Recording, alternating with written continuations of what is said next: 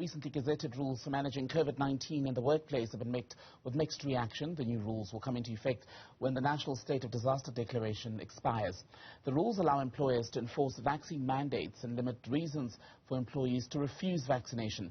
To help us unpack the new rules, let's speak with labor lawyer Puke Maserumule. Mr. Maserumule, a very good evening to you. Welcome to the program. So, is the requirement for all workers to absolutely declare their vaccination status fair? Good evening.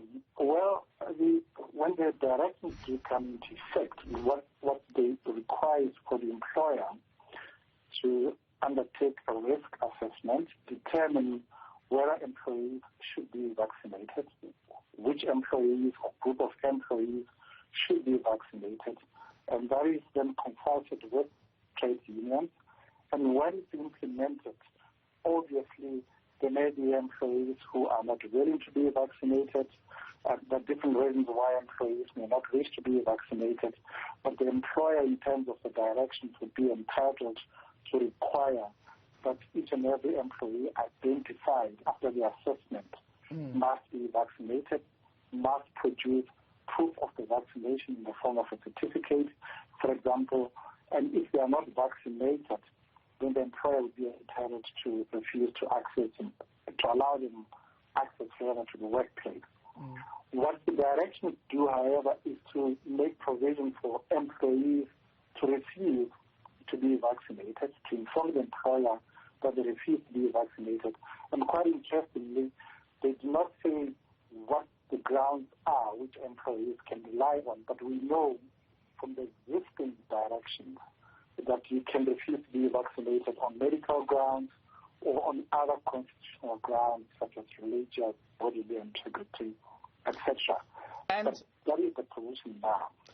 Mr. Maserumule, just on that point, the point you're making about the grounds on which employees can refuse vaccination, some of your colleagues in the labour, especially labour law space, have said that these new regulations, as gazetted by Labour Minister Thulas Nxesi, narrow the space that people would have to decline or refuse vaccination. Is that your reading? How open are they to legal challenge by workers?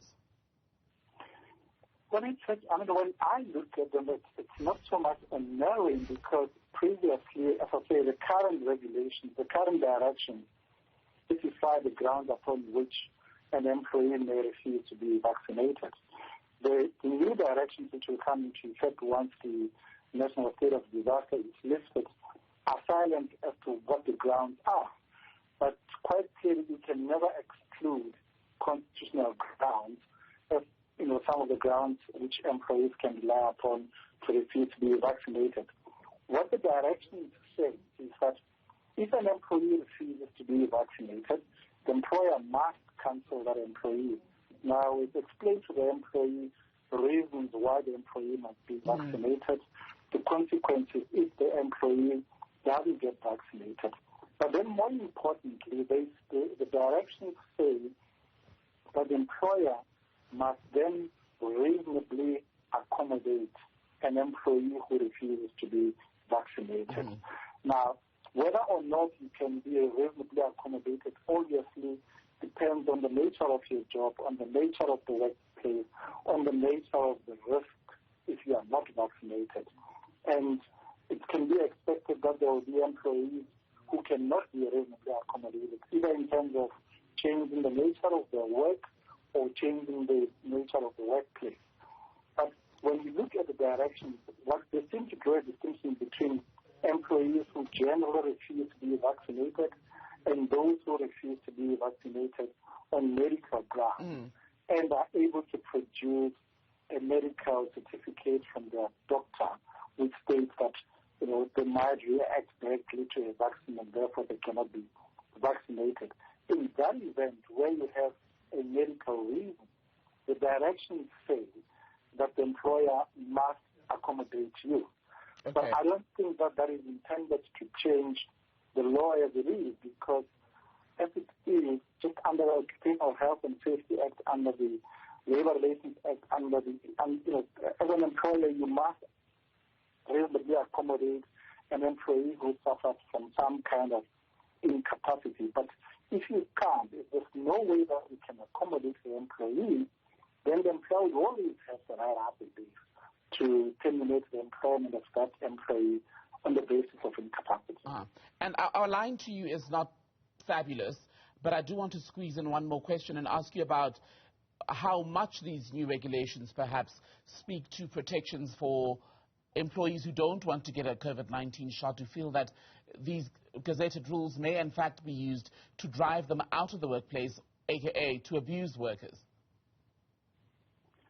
Yeah, like I said, the line is not too good. But look, the purpose of the direction is really to get as many employees as possible to be vaccinated. That's the primary purpose.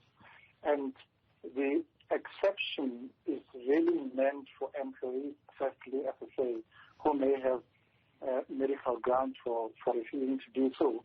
But ultimately, once they come into effect, I think employees are going to find that it's pretty difficult not to be vaccinated on grounds other than medical grounds and to insist that you should be accommodated. As a matter of fact, the separation case which has been decided by the Labour Court involving solidarity and the law, where it wasn't a mandatory vaccination policy at play, but the employer had said that only employees who are vaccinated will be allowed access to the workplace, and if not, you must then produce a negative PCR test, and you must do that every 7 days and at your own cost. So quite clearly, the law and the courts are moving more in support of employers enforcing vaccination as opposed to providing more grounds for employees to refuse to be vaccinated. Puke Maserumule, Labour lawyer, good to have your time, sir. Thank you very much. Thank you. Good night.